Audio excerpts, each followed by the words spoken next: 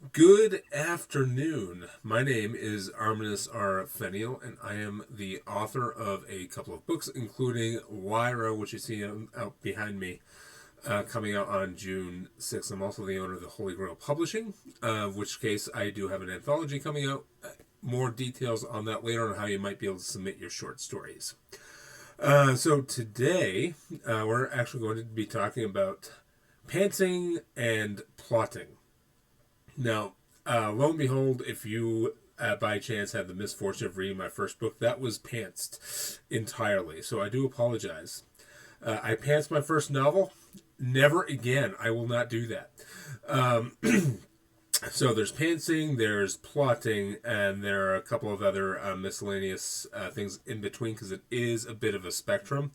And the reason I am making this video to begin with is because my friend over at Paper Tiger had requested me to go through my outlining process after looking at my outline, which she cannot reproduce with her own books. So I'm going to present my process to again, if you're a pantser, this might not necessarily be for you unless you want to take a look at what goes on inside the head of somebody who is a plotter. If you're a plotter and you're still trying to figure out how to get your ideas on paper, as well as to basically write your story before you actually write it, this would be best for you. So I'm going to go over an outline that I have coming out for a book that'll be published either very late this year, 2023, or early 2024, called The Tragedy of Ted Anderson, which is book 3 of the Holy Grail saga. So, I'm not going to talk too much more about it, so I'm just going to show you my outline. I'm going to go over like my thought process, and not necessarily figuring out how to deal with chapter titles, because that might come naturally depending upon really what your book is going to be about. Let's go on and get to this. So I'm going to minimize myself here so that you can just see my outline. All right. So here you can't really see my cursor, but that's absolutely fine. So on the top here, so I use Microsoft Word for everything, and it works for me, and I really, really do enjoy it. Again, preferences. Some people use online software like Google Docs or like miscellaneous of things. Really, what works for you is what you want to check out. All right, so up here I have the title, and down here, now this novel ended up being 70,000 words. I'm on the third draft right now. Now, you can see down here, I have 1 out of 14 pages.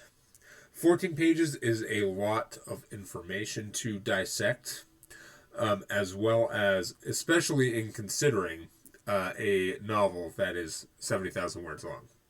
And then down here, more specifically, 50, let's round that up, 5,400 words in this one outline. So I have the title here, Tragedy of Ted Anderson, and then I have over here chapter 1, and then Splintered.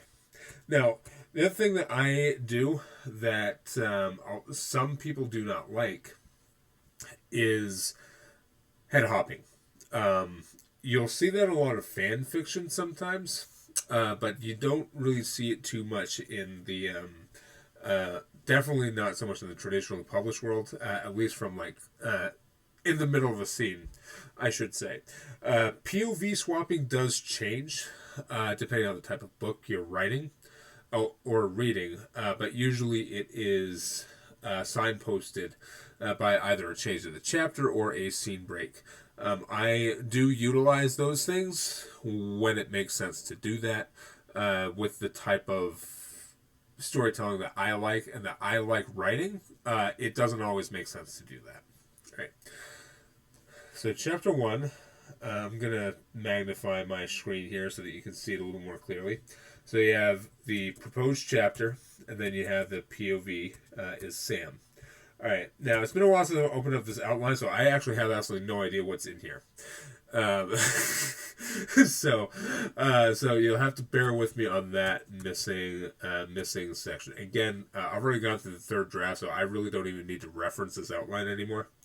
All right. So And you're going to see some like miscellaneous statements. And a lot of this, you can see, is not really going to make sense because there's not a whole lot of context behind it. Right? You have blown to bits. What's blown to bits? Right? Another artillery strike outside. So already house and debris.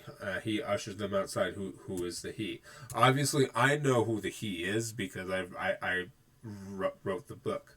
And so then you have, like, the area where they are is populated with buildings, and many buildings were ripped to shreds and artillery strikes. So fighter jets soared above, etc. So what you're having here is you basically have sections B through H, which is really just setting the scene. It's setting the scene. This is a lot of information. Again, you can write a number of different paragraphs based off of this alone, depending on how detailed you want to be with it. Again, this is a military urban fantasy fiction, so there is a lot of military-esque stuff happening, and so I just need the bare bones minimum information to really continue forward. Because what I can do is I can describe what the blown to bits looks like. I can describe what that is. I can describe what an artillery is going to look like, the emotions behind it, the house and debris, what they look like. All right. And, like, apart from here, again, this right here is all through Sam's perspective. So it is her, what is she seeing? What is she feeling? What emotions are going through her head? How terrified is she? Is she terrified? I mean, some of those will obviously be more obvious than the other. Okay. So, now here we go. Scene break. Like I said before, I don't always do this. I only do this when it makes sense. Usually when the person who is going to have their POV swapped to is not within the immediate vicinity of the person whose primary POV we're in, which of course again was Sam. So now we're here, Kulain. So we're actually primarily in Kulain's perspective. Kulain wakes up underneath rubble. He's pissed. He's pulled out from the rubble. Ilya is another character within this group. Like she's beaten up. She has a sprained wrist. There's an injury. Blanca seemingly okay. Again, like you have like a brush of details, right? There's not a whole lot of details going on apart from this. And since we're primarily in his perspective, we're really just going to go over their immediate physiological needs because they were just in a hotel that just got bombed. Now they're the only survivors of that little debacle. Right? They discuss what's going on. Well, what is going on? Everything that's over here, because all of this is still related to each other. All right. Stake. Ted Anderson's death. You have Ted Anderson over here. This is called the tragedy of Ted Anderson. So you can already imagine exactly where this is going to go. And then you already have the stake set. It's like they are concerned that, again, in the context of this manhunt here, that they are going through, like, they need Ted Anderson alive for their individual purposes. If he dies, what they're looking for is going to be outside of reach. So again, you have the stakes. This is what they need. They need that particular person to be alive so that they can find him and interrogate him for their needs. Now, if he dies, that's basically it's not a pigeonhole, but it's very much a giant reinforced wall because that is their only lead to getting information that they need. Right. All right. Now, another very vague statement. Seems all too convenient with how close they're getting and yet so far away. What does it mean if he dies? The only possible potential link locating to anything related to the Grail, and even that was a stretch. So here they're talking about everything that they have that links to Ted Anderson. Okay, because with them the Holy Grail is missing. They don't really know who has it, but they are have suspected Ted Anderson to have something to do with it, even if it was just like grasping straws.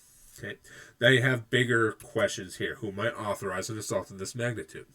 Of course, in this story, we're really talking about Russia attacking the eastern coast of the United States. And then you have Kalain tries to call Spinner. You've got some miscellaneous environmental information that's being passed along, right? All right, now we're at chapter 2. A failure to communicate that should be familiar. Now, again, I'm going to try to not keep this going for too long.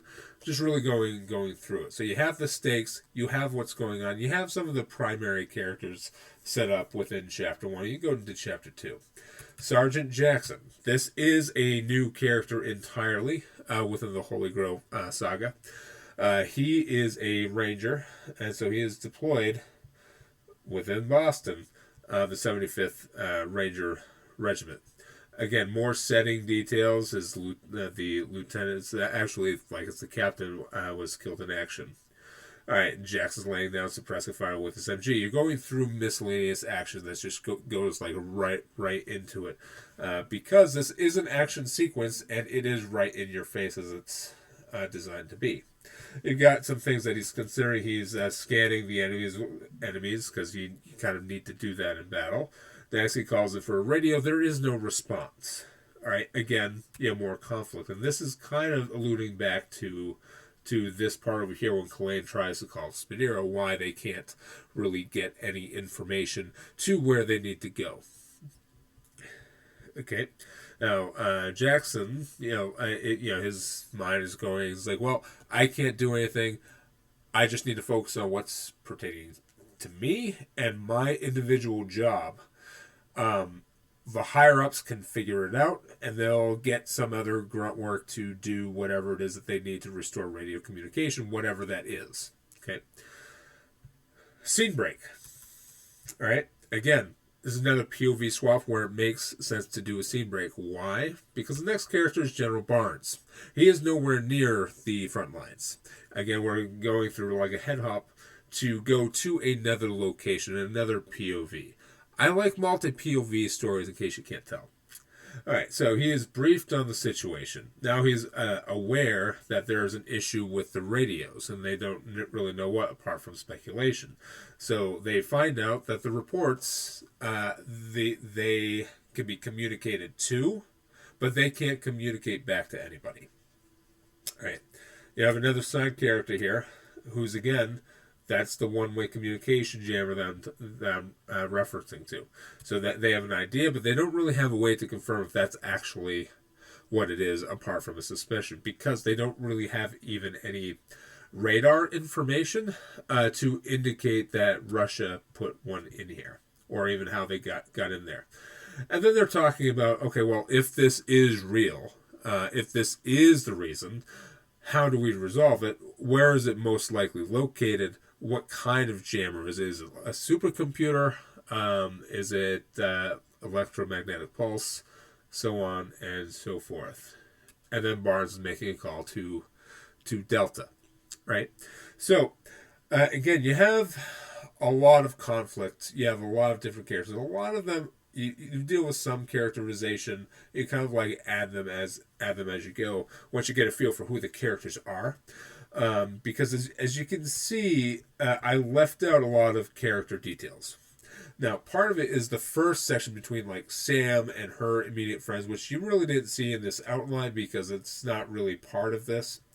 It's part of it. It's part of it in the story, but I didn't really need to go over in detail because I'm really focusing on Sam and what her experience is during all this, right? So, and then you go into Kalain. And his friends there, right? And they have their own personality, of course, that have already been established.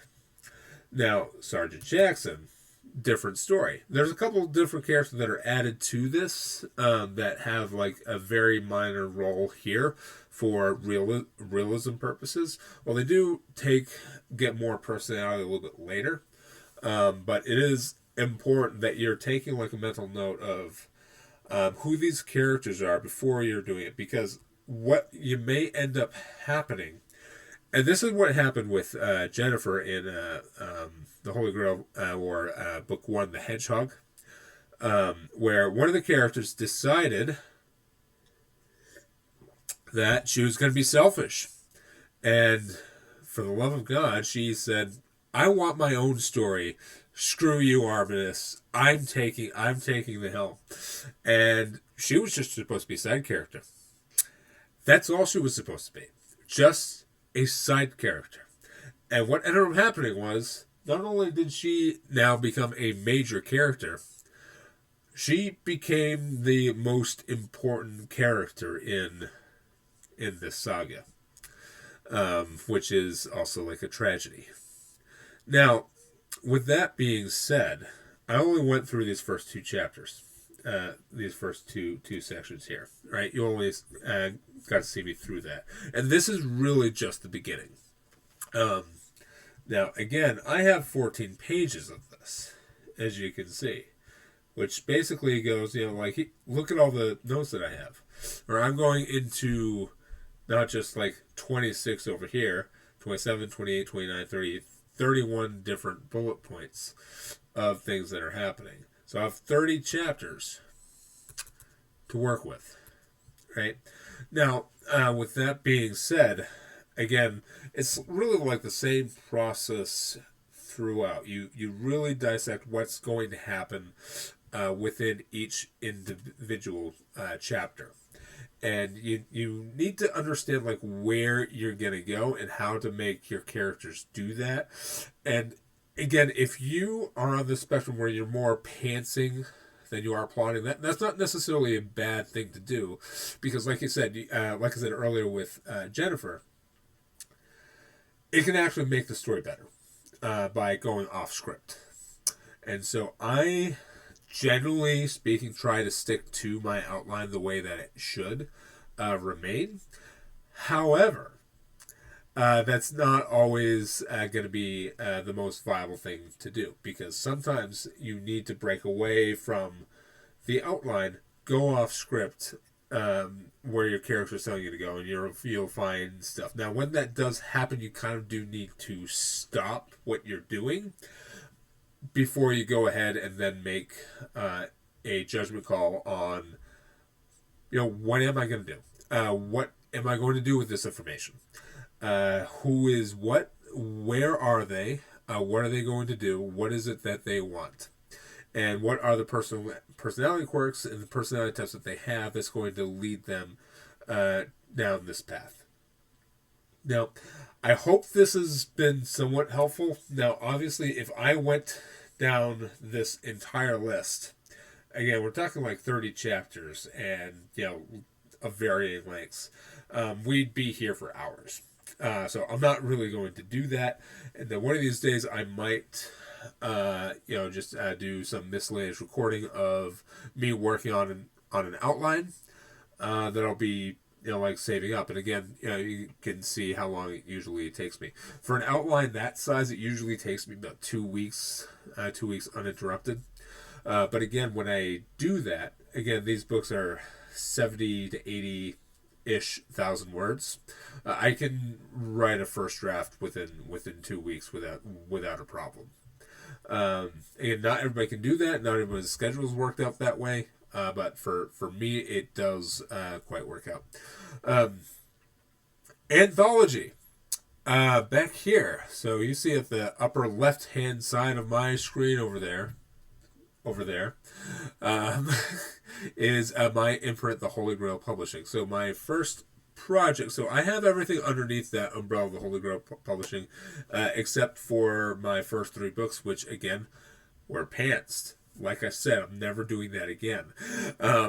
And so mistakes were made, so I'm actually finishing it. So since I actually have the copyright and the IPs for this, considering it was done by Vanity Press, whose name I'm not mentioning the name of anymore, I have the opportunity to fix it. So I am going to be doing that the way as God intended, by plotting. And so, I'm an anthology. The first thing I'm working on outside of my own individual works is going to be a grimdark anthology. The title is No Happy Endings.